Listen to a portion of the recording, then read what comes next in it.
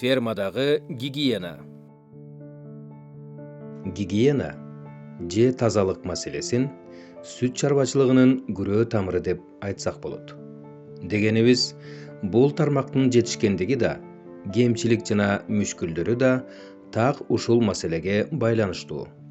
Күрөө тамыр бүтүндөй организмди кан менен жабдыган сыяктуу, гигиена маселеси сүт секторундагы бардык процесстерди баштан аяк коштогон көрүнүш.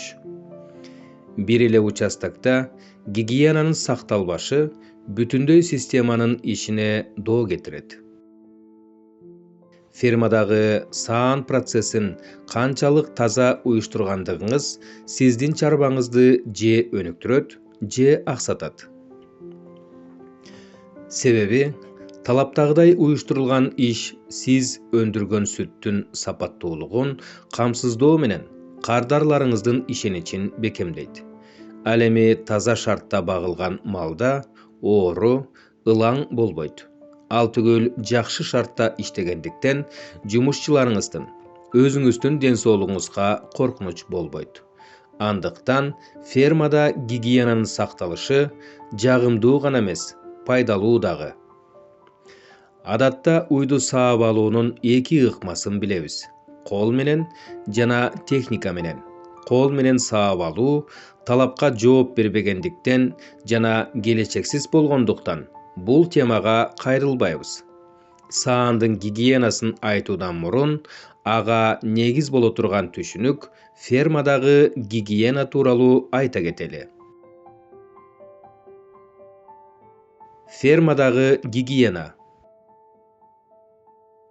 Баарыбыз эле билгендей, тазалык бар жерде ийгилик бар. Уйлар да тирүү жандыктар болгондуктан аларга кандай шарт түзсөк, ошондой жооп алабыз.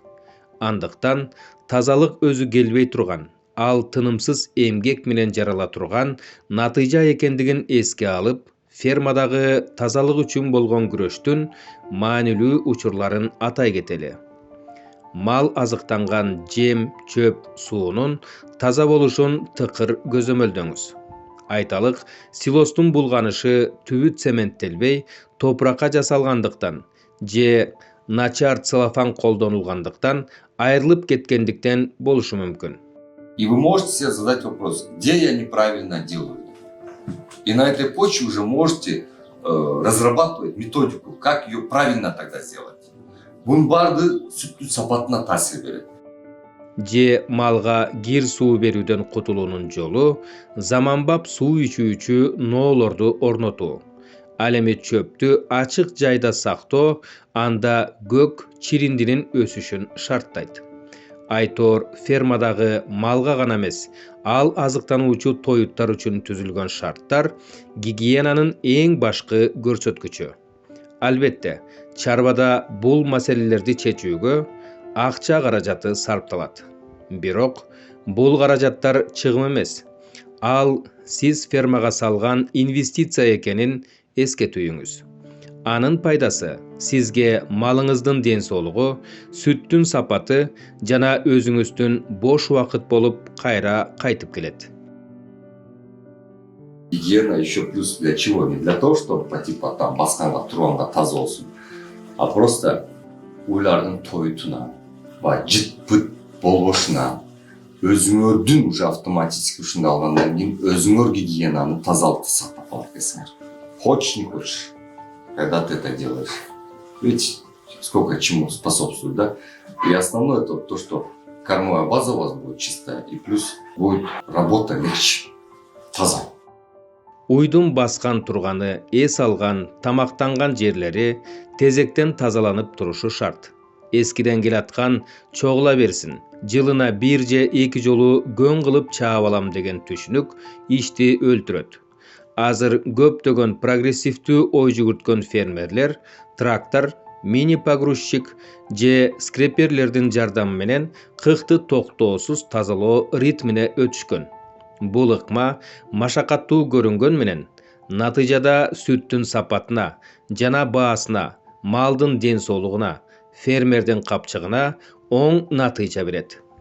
Мындай фермаларда кык чоң проблема болуудан калган. Травмоопасно с точки того, что оно мокрое, сетчаттары по-любому как чачырайт тиеп, скользить может, падать. Бізде життің болбошу осы сен навоз сетінде болбосу толтыра турат деп өзүңөр көрүп атасыңар. Жит жок.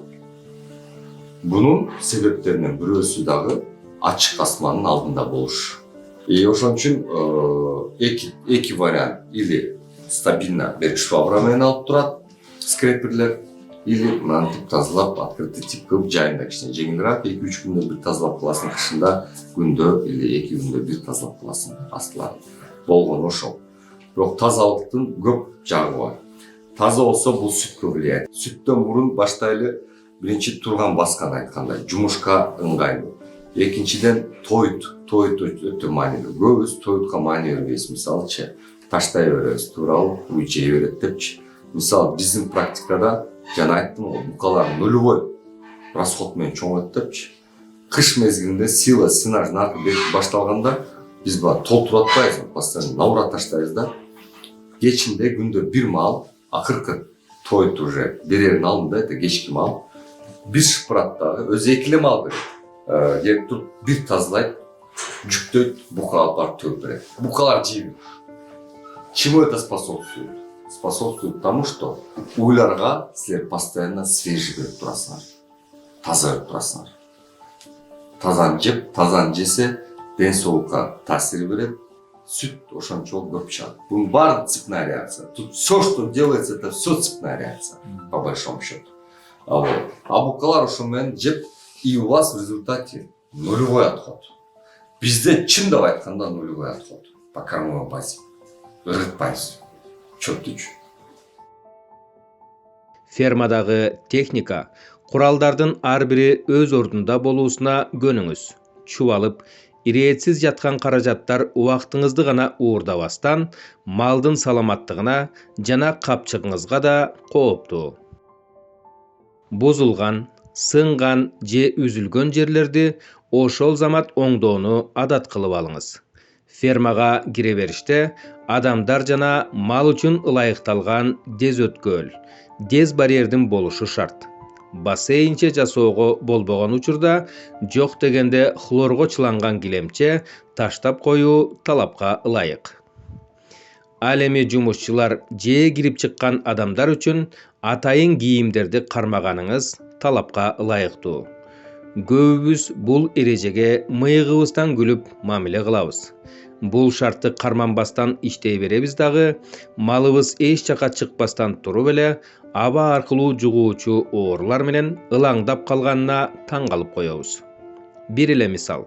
Малды даарылоо үчүн келген ветеринар бизге кандай чарбаларда болуп, кандай мал менен алпурушуп келгендигин эч ким билбейт. Ал эми анын алмаштырбай кийген халатындагы шилекей, кан, даарынын тактарын айтпай эле коелу. Эске туя турган маанилүү жагдай, фермадагы гигиенага эң кызыктар адам сизсиз.